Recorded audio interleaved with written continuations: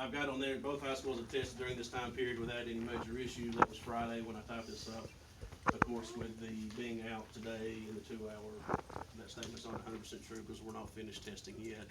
But our counselors have already got it put into place and schedules made up for this week to get everything done with all of our makeup tests, so on and so forth. Online testing at the high school level runs very, very smoothly. Last year, Polk County High School online testing for the first time, and you almost forgot you were testing. We're allowed to bring them into the media centers and into the library and things like that and test them online without teachers having to change schedules up and run different bell schedules and things like that. So high schools do very well with online testing. Every high school in the state of Tennessee does online testing. So we don't have the option for paper and pencil. Every high school does do online testing. And we'll speak to that in here in just a little bit. For the spring coming up, everybody will be testing. Our elementary schools will be testing, middle schools and high schools as well. We did opt into the second grade testing assessment. It's something that Polk County Schools did last year as well. And what it does, I know we hear a lot of testing, we get testing, we feel like we're tested to death. But as these students come up and as they go through, if we can expose them a little bit to it a little earlier as well, it benefits us, it benefits the students, it benefits the teachers. And it's just another data point for those second graders. They get the opportunity to go in and mess around with it and play with it. It doesn't count against them or anything like that, but it gives them opportunity to familiarize, at least be exposed to the test a little bit. So we did opt into that. It's a choice whether you do it or not. And last year we did it, and this year as well. We decided to do that for our second graders. But everything will be tested in the spring. The testing window for the spring is April the 15th and May the 3rd. I emailed you guys the testing schedule about a month ago. If you guys saw that in the spring, I will do that as well, and I will get you a copy also if we can put it in the paper. I didn't think about it at all in the fall, but that way the public will have another resource to see where we're at testing-wise once that schedule gets finalized and nailed down. Middle school will be doing paper and pencil tests. And I think they're excited about that. They did online testing last year, and it did very poorly because of the testing vendor. The testing vendor is Questar. The state of Tennessee is using them again this year. We're in contract with them, but we have opened that contract back up to look for a new testing vendor because of issues that we've been dealing with. So we've got them this year. Elementary schools, middle schools will be doing paper and pencil. And hopefully that schedule will roll better without any glitches on a computer or anything like that. We're back to our old system. And then as the state looks for a new vendor in the future, the state says they're pulling the reins on online testing right now. I've been in several meetings and conferences and stuff, and I hope that we can get one day that it gets more to online. But with a system or with a testing vendor that can handle those types of responsibilities. At the bottom there it says, I put one little note in there that says Tennessee is one of only 10 or less than 10 states that still test paper pencil in the middle school ages. So most of the country is doing this. The state of Virginia has been online testing completely since 1999. I think we still had dial-up in 1999, but they've been doing it then. Now they're one of the top 3 or the top 10 school systems in the country. And this stuff that I'm speaking to has nothing to do with Polk County school system. It's just statewide. Every high school is online. Questar is being used through the middle school and elementary schools as well. So other middle schools through this year. Yeah. And they've renegotiated it and actually cut a few $1 million out of it because of the issues and things like that. It opened it up to find a new vendor. I've spoke to some technology people, and they've even said that it's just that Tennessee's not made the jump to get a real big testing company. That they give some of these other guys, whether they're saving money here and there or whatever, and the state of Tennessee makes those decisions. We don't get to make those. But elementary schools will be on paper and pencil. Middle schools will be on paper and pencil. The high school will again be online. And I don't think we had any issues hardly at all. Last year there was one little glitch. The 2 issues we had, we were able to recover and didn't lose anything before the legislature jumped up and said it's not gonna count. Oh, no. And this year, I've been checking with Ms. Cribbs and Ms. Bramlett, and trying to do face-to-face with them and being in the schools as well, and everything has been so smooth so far. And that's where we're at. The middle school will take their science end of course, or their Tennessee Ready test in the spring online. And we'll see how that plays out. Everything else, math and ELA and social studies will be paper pencil. Elementary schools will not be taking a social studies test in the spring. They've revamped, well, I'm a social studies guy, I wish they'd take them. That's a bummer. Oh, okay, I thought you were No, like that's smiling a saying, oh. bummer. Okay. No, No, I it's a agree bummer. with you, I agree with you. But they reworked, a lot of their standards, and they're allowing the teachers to get familiar with that and to get those, into their classroom and stuff, into their instruction, and that will continue the next year. So, right now, science is a wash this year. We will be piloting tests and allowing kids to get on there and at least see some of the new standards. So next year, we'll see how that plays. With social studies being out this year, I would assume next year in the elementary school, social studies will be a piloted test as well. Going forward, will it be more geared towards the online, getting them ready to do online testing? Or will it continue to try and just vamp back to the pencil and booklet bubbling in? Or technology being as it is nowadays, will you as a school in all aspects be trying to gear these children towards more technology-based testing? Yeah, I think our school does a good job of pushing towards that. I mean, that is gonna be the future. Right now, the state, I mean, they've been very vague with it, saying they're pulling the reins. Okay. And I don't know if that means they're gonna try to reassess and just go back to paper pencil, or reassess until they get a better vendor, or what it is. But right This is still now, fairly new to our whole, it you know, is, education system. it is. I think this was the first year, well, last year was the first year the high school had tested online as well, and it went smooth. Personally, you know, I'm a teacher down in Georgia, and we have online testing. We've had for years. All our elementary schools test with it. Middle school, high school, no problems whatsoever. Right. No crashes or anything. I think we are gonna move more towards the future using online testing because of security. Right. Paper tests can be easily changed, so I'd say eventually we'll go with that. So We it's just gotta get the online right. as well too. State- yeah, state testing's gotta get the right vendor. vendor. You know, That's the but main thing. still. There's a ton of logistics that come with the paper pencil test, and things along those lines, so online does make it a little bit easier. And that's how they learn anyways right now, is they're learning more. As It much is. as we don't like it, that's what they're doing.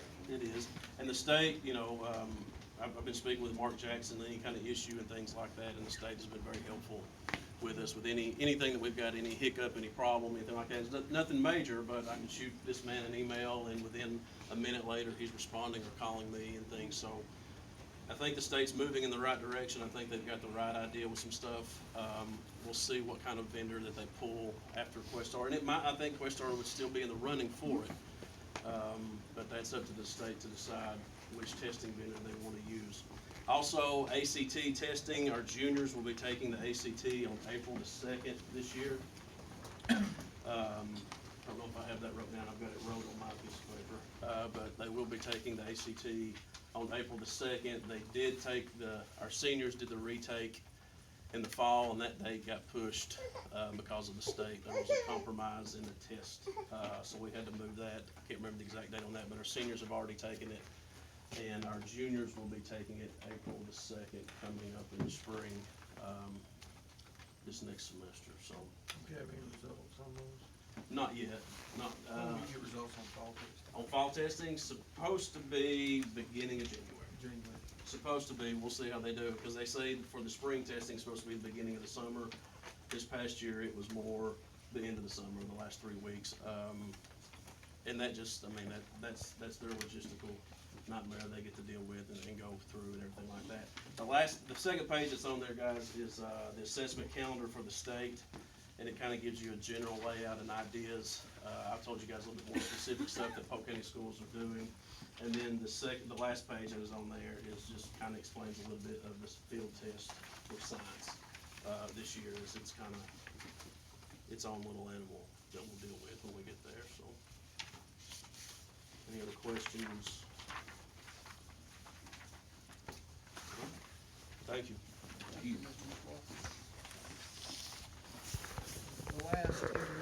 item we have is the Benton Elementary roof. Dr. Jones, before we get started, I'll have a few ground rules. If, you want to field questions from the audience, you may, but if any of the audience wants to address the board, you have to be on the agenda.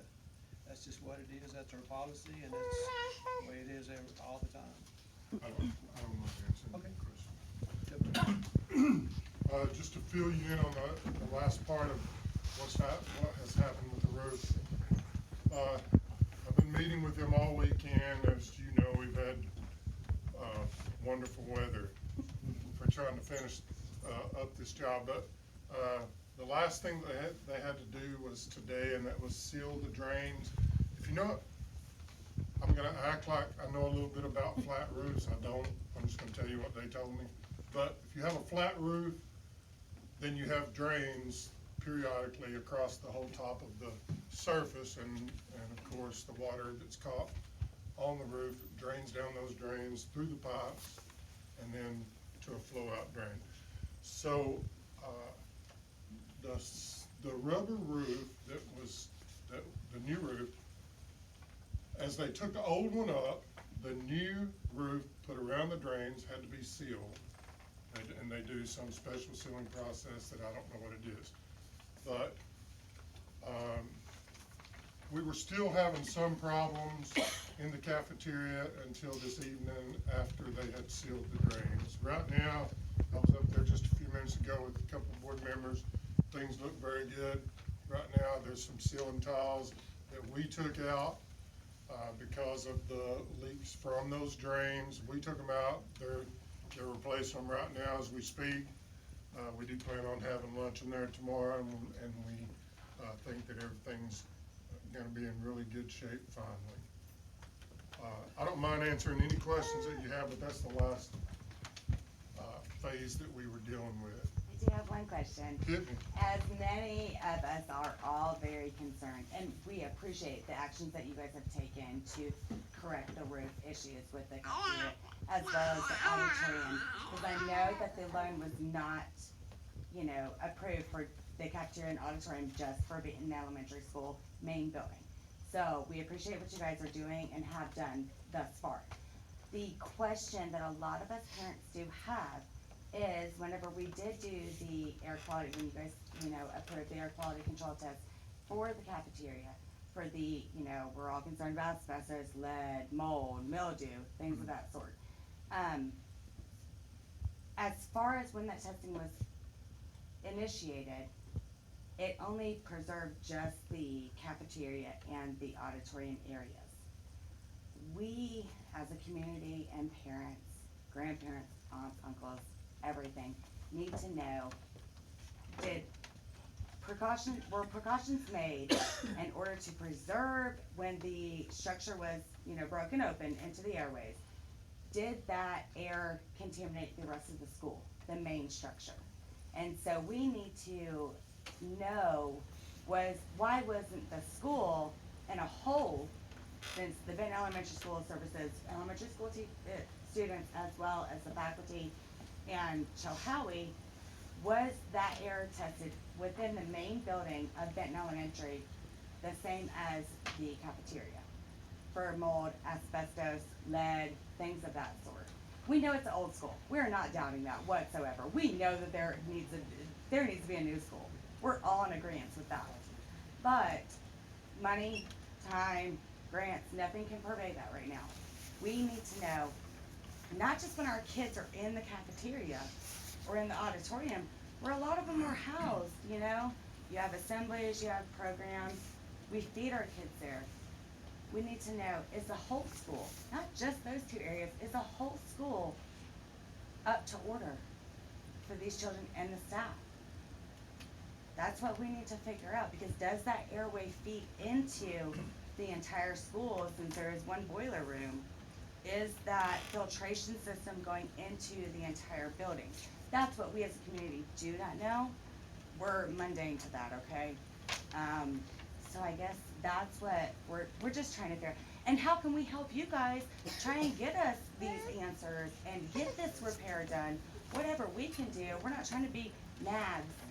We're really trying to find a solution that is going to better our children and this faculty to be, kind of, coddled, if you wanna say, but try to help us understand where that lies. If you could.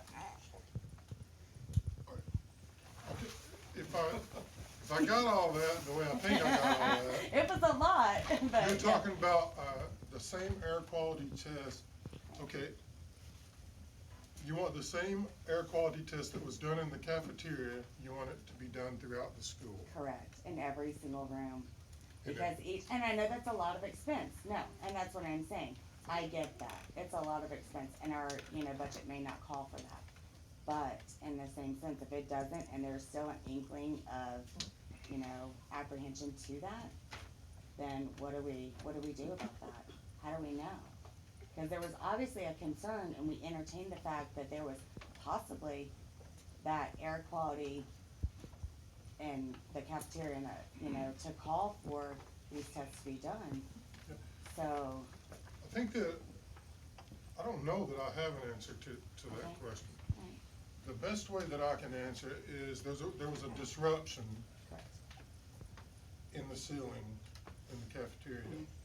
So I know that Mr. Lewis talked to me about that being a concern because there was a disruption. And if there is asbestos, that's the most dangerous time when there's a disruption Or in, lead, pardon? or lead. Or lead.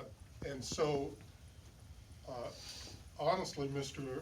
Lewis, helped me urged me to get that, air quality done in the first place because there was a disruption In in the that structure, ceiling, in right. the structure. Correct. So, I mean, it's a mouthful to say that we're gonna have that same test in every classroom because there was a disruption in that structure. But when that disruption occurred, what were the proper precautions that were made, knowing that that area, since it wasn't already within that category of other structures known to not contaminate asbestos, lead, mold, mildew, things of that sort, does that filtration system feed to the main building of the school? And if it did, So it's kind of a Then- hypothetical Correct. point because that was not found in the disruption. correct.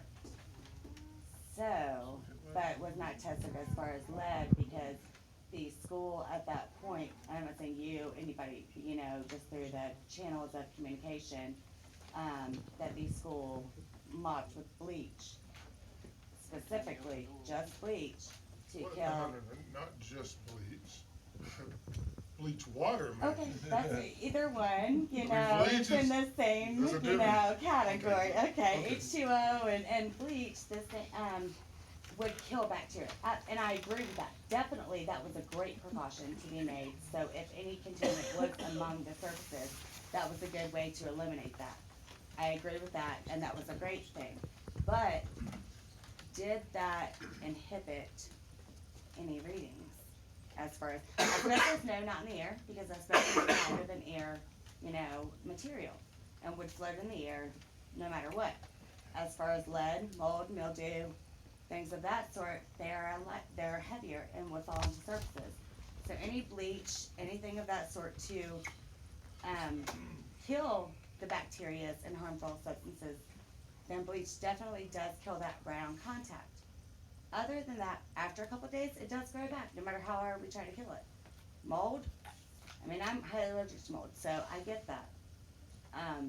So we need to know as a community of our kids going there. My kids also attend 3 more years of that school.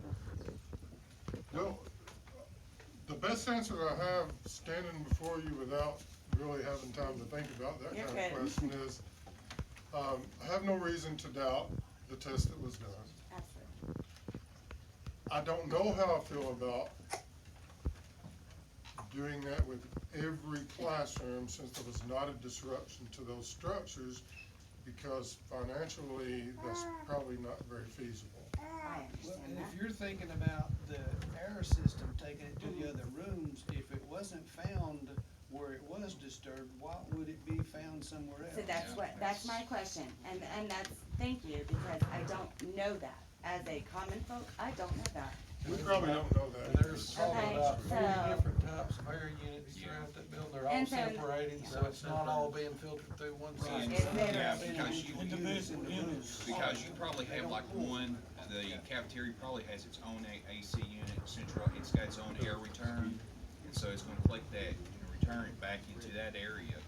There's not a central heat and air system in the school.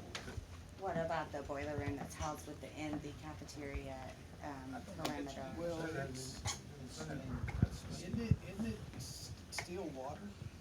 And Your it's not pipes and air. stuff, so you could have lead pipes in there, and that's why the asbestos warning is on there, because it is a very old school. We're not doubting that whatsoever. We wouldn't change it for the world. The staff and faculty there is amazing. We don't doubt that. All of y'all are doing wonderful things for our community. But we're trying to soundly think of coming down the line, you know, okay, is it one day, I mean, this almost, it hit a pre-K, or, you know, and children that were in the cafeteria. So we as parents are generally and naturally concerned. And as far as Yeah, that, I mean, that's understandable. It is understandable. I mean, let's be fair about it. If I had a kid in the cafeteria and ceiling tiles were falling, I would feel very similar to the frustration that you're feeling. I mean, I'm not dumb to any of that.